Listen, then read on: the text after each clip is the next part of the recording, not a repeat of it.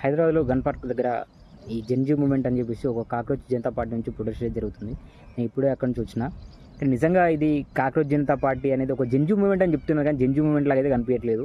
ఎందుకంటే అక్కడ ఒక ఫేడ్ అవుట్ అయిన ఒక కమ్యూనిస్ట్ ఆర్గనైజేషన్స్ కావచ్చు, కమ్యూనిస్ట్ పార్టీల నుంచి బయటకు వచ్చిన కొంతమంది వ్యక్తి కావచ్చు, ఆ సిద్ధాంతంలో ఉన్న వివిధ ఆర్గనైజేషన్ సంబంధించిన వ్యక్తులు కావచ్చు మాత్రమే ఈ ప్రొటెస్ట్లో కనిపిస్తున్నారు తప్ప నిజంగా ఒక అసలైన యూత్ కావచ్చు, ఒక జెన్జీ యూత్ కావచ్చు మాత్రం అక్కడ అస్సలు కనిపించట్లేదు.